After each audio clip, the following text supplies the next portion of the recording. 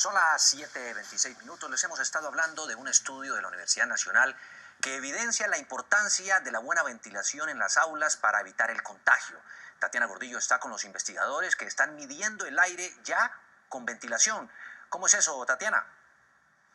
Juan Diego y televidentes, hace unos minutos medimos la ventilación, pues cuando estaba con las ventanas cerradas, la puerta cerrada, y lo que indicaba este aparatico que mide exactamente el dióxido de carbono que exhalamos y que estamos volviendo a respirar dentro de un espacio cerrado. El aparato nos arrojaba alrededor de 1.300 partes por millón. ¿Esto qué quiere decir? Que estamos respirando casi 3 veces el aire que exhalamos. Pero ahora vamos a hacer el ejercicio con las ventanas abiertas. Hace unos minutos abrimos unas ventanas, vamos a abrir por acá las otras para ver qué pasa con esos aparatos. Y les quiero mostrar, por ejemplo, este que está más cerca a la ventana que ya habíamos abierto hace unos minutos. 622 partes por millón. Profesor, ¿eso qué quiere decir? ¿En qué cambió el aire en este espacio cerrado en el que estamos? Muy bien, la concentración de dióxido de carbono se redujo a menos de la mitad de lo que teníamos anteriormente.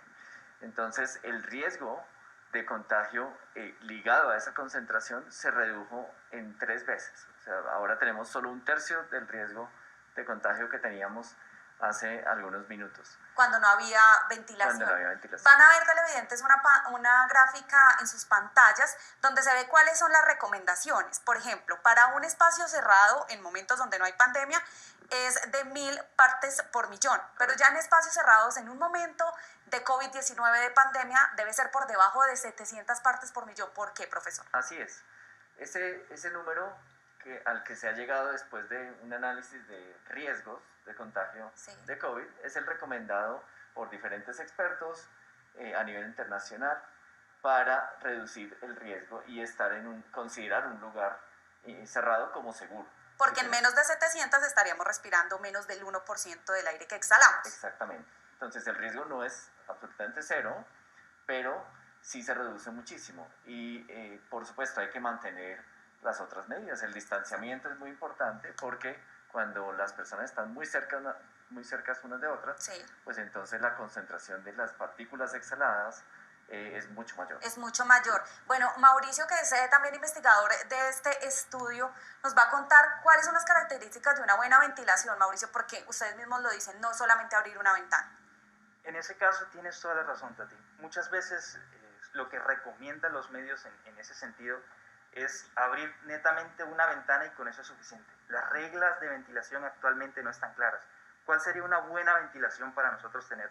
Tenemos que abrir una ventana y abrir una puerta para que haya un flujo de aire. El aire que está por fuera tenga por dónde circular dentro del proceso. Y muchas veces nos hemos encontrado en estudios que hemos hecho en diferentes oficinas, en diferentes colegios, que apenas están abriendo unas que otras ventanas y eso no es suficiente.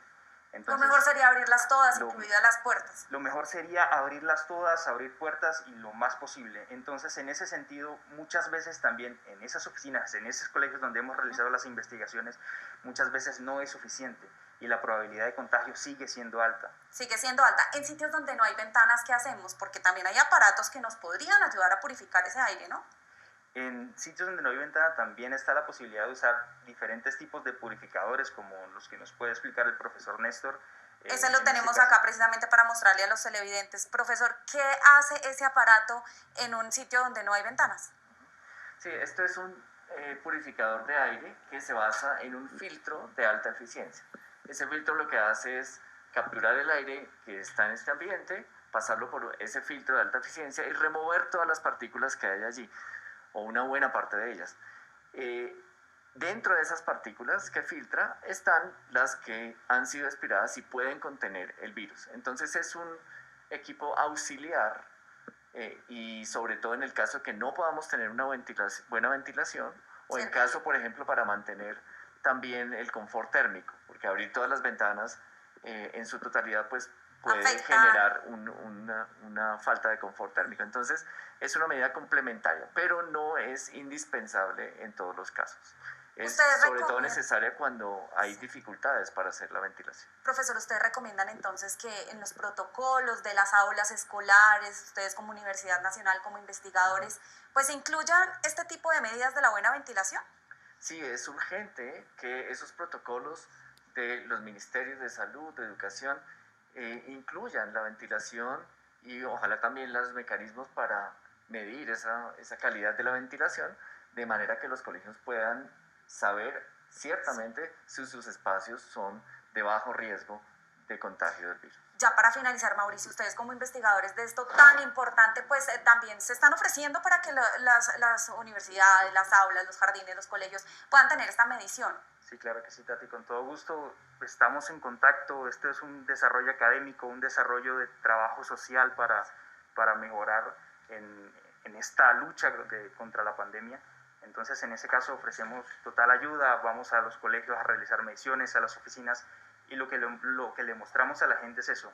Muchas veces lo que se tienen son espacios que no son del todo válidos para estar en trabajos o para estar en colegio como tal. Damos recomendaciones, si es el caso podemos jugar con muchos factores, lo que es el tiempo de permanencia de una clase o el tiempo de permanencia en un trabajo. Podemos jugar con esa cantidad de personas que se encuentran.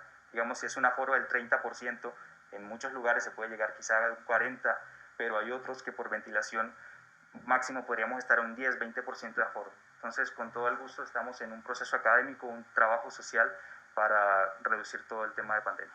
Gracias, ese es el ofrecimiento que hace también la Universidad Nacional para que si usted en su jardín, en su colegio, pues puede medir esto y saber si está ventilando bien ese espacio, pues lo puede hacer gracias al acompañamiento científico que ellos hacen. Entonces recuerden, las ventanas siempre abiertas para evitar la propagación del COVID-19.